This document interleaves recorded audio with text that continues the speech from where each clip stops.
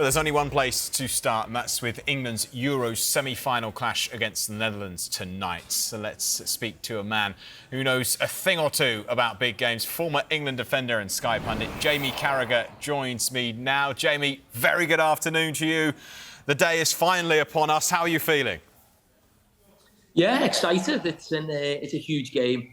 I think we felt at the start of the tournament England had a decent chance of going far in the Euros, and you need a little bit of luck, as anyone does in a knockout competition. We've probably had that in the last couple of rounds, but I think with the players that we've got, the squad that we've got, and our recent success, if you like, in terms of getting to the latter stages of the tournament, we always felt we would get to this stage. We're here now, so this is almost where it all begins for us. In terms of key clashes tonight, everyone's looking at Harry Kane and Virgil van Dijk. Do you think that is the focus? Do you think that's where it could be won and lost? I think there'll be a lot more to it than that. I think it's fair to say Harry hasn't been as sharp as in this tournament. He's got a couple of goals, but he's come up against one of the best. And for me, Virgil van Dijk over the last few years has been one of the best centre-backs in not just European football, world football. But he's had a couple of moments in this tournament as well where it probably hasn't gone as well as they would have liked. Saying I think the Austria game in the group springs to mind as well. So, and the last game that Holland played, they did well to come back from being behind against Turkey, but there was a lot of hairy moments towards the end of the game as well. So there's certainly things to look at there, not just for Harry Kane, but all of England's attacking players that they can capitalise if those chances arise. Is there anything in particular, Jamie, that really interests you going into this particular clash between England and Netherlands? I think the fact that this is the first team who we would say have got real pedigree who we've come up against. I think you could argue Denmark have had that. They got some good players and obviously they caused us problems. But I think in the main this tournament, it's been about us trying to break a team down and not looking like there's no real cutting edge. We don't look like we're really going to create anything too much, and it becomes a little bit pedestrian. I'm just hoping tonight, the fact that you're playing Holland, who are a team who want to get on the ball, want to create chances, that it becomes more of a game where they're trying to win the game as well, as opposed to stop England, and hopefully that will sort of let England go and play a little bit freer, a little bit more space. There'll be maybe a chance to counter-attack a little bit more than there has been in the past, because I think a lot of the games have been very similar, very slow, as I said, pedestrian, and it hasn't really been that exciting, if we're being totally honest, to watch England. So I'm just hoping with the better calibre of opposition that it makes it more of an exciting game, and the England attacking players can come to the party. Yeah, absolutely. We've got to talk about Cody Gakpo, of course, the Liverpool front man. He's impressed so much in this tournament, one of the leading scorers as well, Jamie. Did you see this coming with the season that he had at Liverpool? Well, I think there's no doubt he's always been Holland's #1 attacking player. And you're almost, in some ways, waiting for what we've seen maybe at PSV and in a Holland shirt to transform itself for a Liverpool shirt. He's done well for Liverpool. But, the standard expected of Liverpool now, you've got to be sort of the best in the league, the best in Europe. And it's not been easy for him, along with sort of Darwin Núñez as well and the other attacking players. So he's playing in a position where, people say he favours, certainly when he was at PSV and where he plays for Holland. He's played on the left for Liverpool a number of occasions, but more often than not, he's played down the middle. But maybe the slower pace in this tournament, I've felt, because he looks like one of the quickest players. You wouldn't say that about Cody Gakpo when he's actually in the Premier League, but in this tournament, he looks sort of powerful, big, looks like he's running past players, getting his shots away. So, yeah, he's been a revelation. There's no doubt he's been one of the best players in the tournament, and certainly someone England are going to have to keep an eye on tonight. Yeah. Let's talk about the England defence, Jamie, because with Gakpo probably occupying that left wing position, do you think they should stick with the five at the back with Bukayo Saka right wing back? Would you go with the same five going into this game? I wouldn't personally. I think we've got to remember sometimes when Gareth changes the system, I don't think he changes the system because of us in terms of England and the personnel. I think sometimes it's to match the opposition. And England have had problems in this tournament playing against teams who play a back five, certainly in the group stage in terms of pressing and winning the ball back. Now, that didn't happen in the last game. I think England were a lot more organised, and I think the change of shape helped to match up against the Swiss' back five. But Holland play a back four. So I think this idea now that we're a back five team and we're going to play this for the rest of the tournament, it may happen, but I'm not so sure. I think just listening to Gareth after the game, he was speaking about, specifically for this game and the strengths and weaknesses of Switzerland. That, again, may be the case against Holland, but I wouldn't be so sure that it will be a back five, considering, Holland play that sort of, 4-3-3 natural sort of Dutch way of playing. So, yeah, I'm interested in what Gareth does tonight in terms of the system, because I think we know what the personnel will be, really. He's going to stick with the same players that have been playing almost from game one. So it's just whether he goes with the back four or the back five. Yeah. OK, let's talk penalties, Jamie, because it's the reason that England are here. And wry smile on your face as well. I saw Gary Neville talking about penalties in the build-up to this and saying how he used to think that it was all down to luck. And it's a big regret that he thought that way, because Gareth and his backroom staff have shown just how meticulous the preparation is for winning or trying your hardest to make penalties a successful experience, which certainly they have been under Gareth Southgate so far. What was your experience with England and penalties, Jamie, in terms of the build-up to those big knockout games? Well, we practiced. We practiced a lot, and that was why I ended up taking one, because I was so good in the practice that I ended up taking one, for real against Portugal in 2006. But I do think England now, it feels to me like they're more prepared than any nation out there. And it's not just about practicing penalties. I think there's a lot more to it than that now.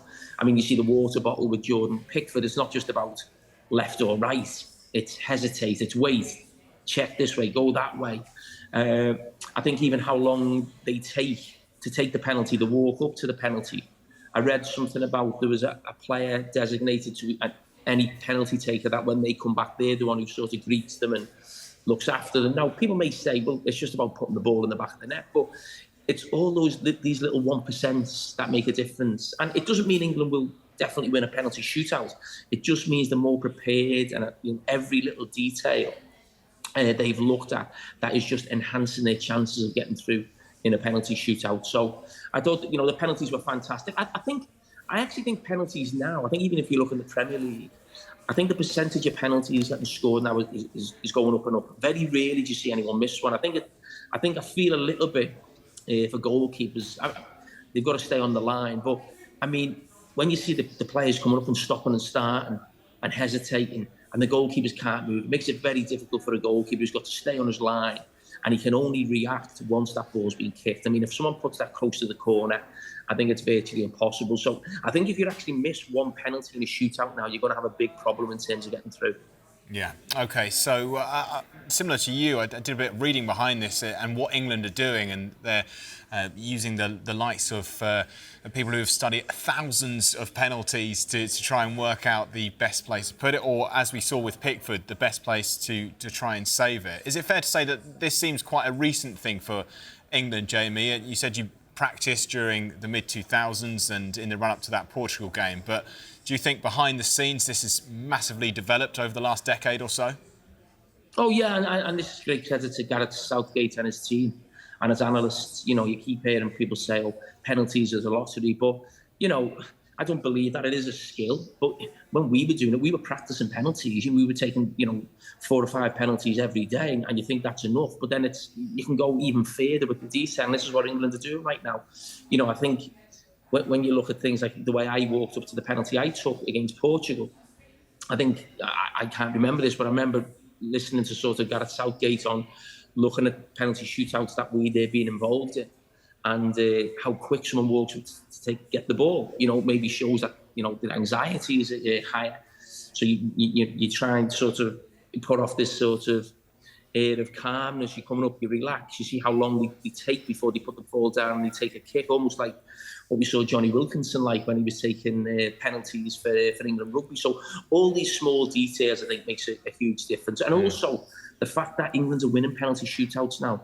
I think if England have a penalty shootout tonight, I think they'll believe they will win it even before the first kick's taken, because they've had that success. It was when we were doing it, we always felt we were going to lose it, because there was no history of us winning penalty shootouts. We always went out that way, and I just think psychologically maybe that's at the back of your mind. You don't have that belief, but this This squad and staff certainly have that belief, but that comes from being successful, but the success comes from the amount of work that's going on behind the scenes. Yeah, I want to move on from penalties, Jamie, but not before I quickly mention that no-look penalty from Ivan Toney. How unbelievable was that?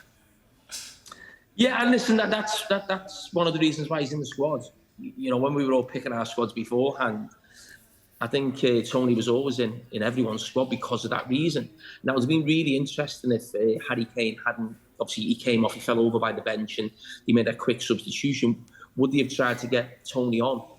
Not for Harry Kane, because you'd have wanted him to take a penalty, but it would have been really interesting maybe with a minute, 30 seconds to go, whether someone else would have came off and he'd have came on, because he's that good at penalties. But listen, it was unbelievable what he did. But, you know, we've seen that before for Brentford. I mean, he's probably going to go down as one of the best penalty takers we've ever had in our country, really. And fingers crossed, if it goes that far tonight, that somehow we find a way to get him on the pitch. Yeah, Jamie, I remember we spoke after one of the group games when the morale and the mood around this England team and perhaps the nation was a little bit critical, let's say, to say the least. But it's been interesting, this tournament, because we reached another semi-final and it seems that everyone's a lot more positive now. Southgate did admit that the team were slightly weighed down by expectation during the group stage. In hindsight, does that surprise you, and do you think they've recovered from it? I mean, it does surprise me a little bit. You know, maybe because the expectation now is so great on this team because of what we've done before. We almost feel like, when I was playing, it felt like quarter-final was par and semi-final was an unbelievable achievement. It almost feels like semi-finals par now for this group, and that's a credit to them. But we can't disguise the fact that the team is still really poor, for me, in the last game. Not really poor. I mean, they started well, first 15, 20 minutes, but we've won one game in 5, so we can't disguise that. You know, this team is playing out of its skin. It's playing to its full potential. There's very few players who you could look at in the team who you could say they're having a great tournament. It just doesn't feel like that. But I think they just felt something shift, really, when they've seen the scenes after the penalties were won against Switzerland. It just felt like, right, we're in the semi-final. This is where we needed to be. And as I said before, it feels a little bit like, not like this tournament starts now, but we need to see the real England, and that may come through playing better opposition, because up until now, some of the players that we've got, we just haven't seen enough of what we'd expect, really, nowhere near, when you consider what we've seen from certainly Spain, who are waiting in the final, and even Holland have had a couple of bumpy moments, but in the main they've done quite well, scored goals and looked dangerous. We haven't quite done that yet, so hopefully that changes tonight. Yeah. Okay then, Jamie, we've got to end on a prediction for tonight. Do England do it? I think England just do it. Yeah, I think it'd be really tight. I wouldn't be surprised if it goes to penalties. I think England will go through on penalties. Brilliant. That sounds good to me. Jamie, as ever, thank you very much and enjoy the game tonight. Thank you.